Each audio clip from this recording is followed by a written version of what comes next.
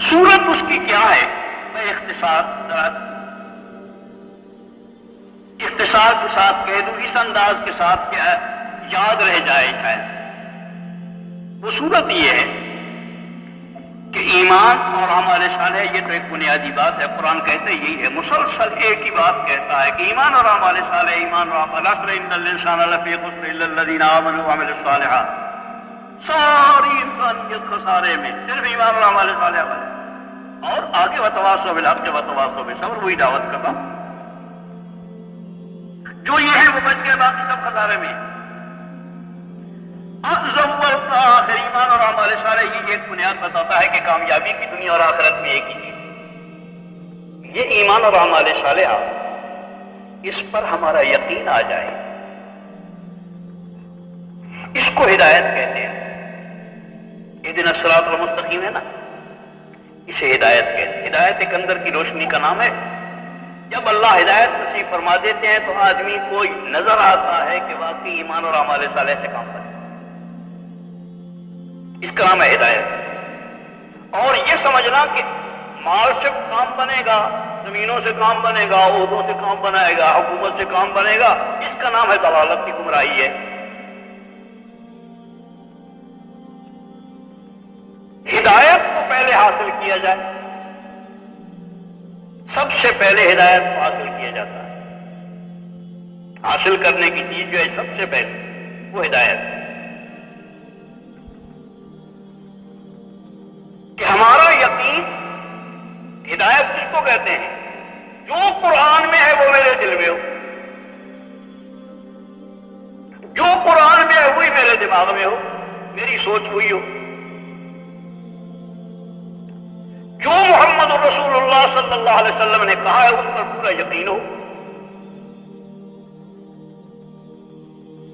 اس کا نام ہے ہدایت. اس ہدایت کو حاصل کرنے کا طریقہ یہ ہے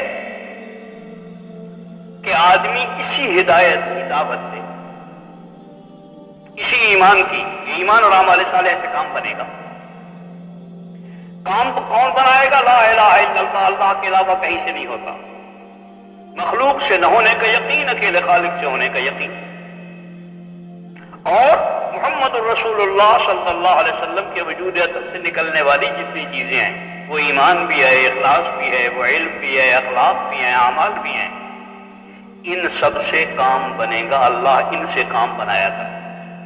حضور کے وجود اطہر سے نکلنے والا جو سامان ہے بناتا اللہ ہے.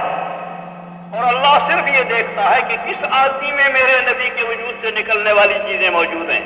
دل میں یقین ہوئی ہے، دماغ کے افکار ہوئی ہیں، آنکھوں کا دیکھنا ہوئی ہے، زبان کا بولنا ہوئی ہے، ہاتھوں کا ہلنا ہوئی ہے، پیروں کا چلنا ہوئی ہے، کھانا پینا ہوئی ہے. سر سے پیر تک تو زندگی میل کھا جاتی ہے حضور کی زندگی سے. اللہ اس کی زندگی بنا دیتی. وہی ہو، وہ ضابطہ ہے، سنت اللہ.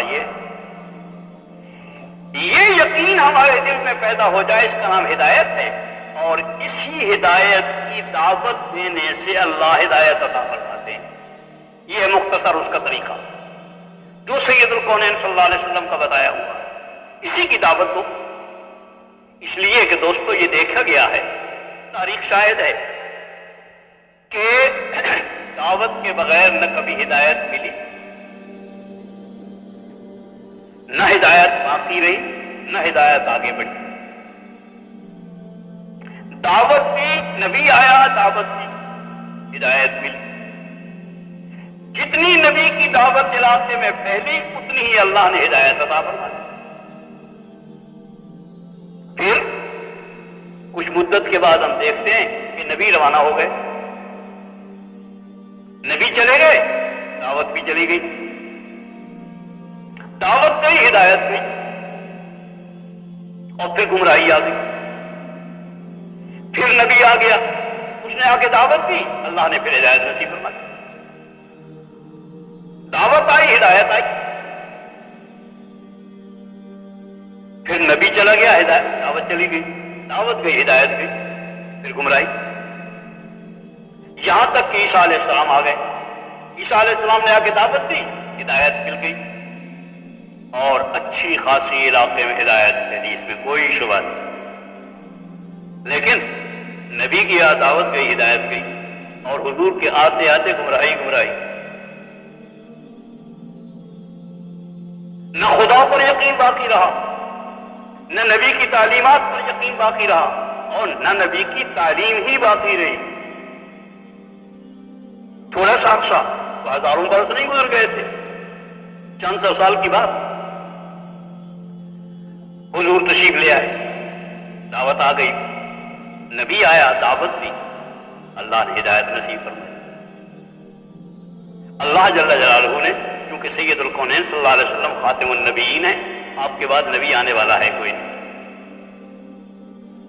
اور اللہ جل جلالہ چاہتے ہیں کہ انسان ہدایت پر ہو. ہدایت کا سامان دعوت ہے. نبی نے بہرحال جانا ہے، نبی جاتا ہے، دعوت جاتی ہے تو ہدایت جاتی ہے، ہدایت جاتی ہے تو امت گمراہ رہے گی، اس لیے کہ نبی آنا نہیں ہے. اللہ نے یہاں پر نظام بدل دیا جو نظام چلا رہا. حضور خاتم النبیین ہے، بعد نبی آنے والا کوئی نہیں، اور نبی نے جانا ہے جیسے انبیاء جاتے رہے. اللہ جل جلالہ نے نظام یہ بدلا کہ نبی تو جائے گا لیکن دعوت نہیں جائے گی، دعوت یہی باقی رہے گی. یہ دعوت امت کے حوالے کر دی جائے گی.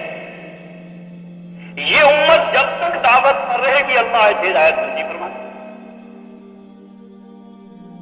جو کچھ سنا گیا اللہ اس پر عمل کرنے والا اور آگے لوگوں تک پہنچانے والا بنائے. مزید اصلاحی بیانات کے لیے ہمارا یوٹیوب چینل ایمان و یقین کو سبسکرائب کریں. جزاک اللہ.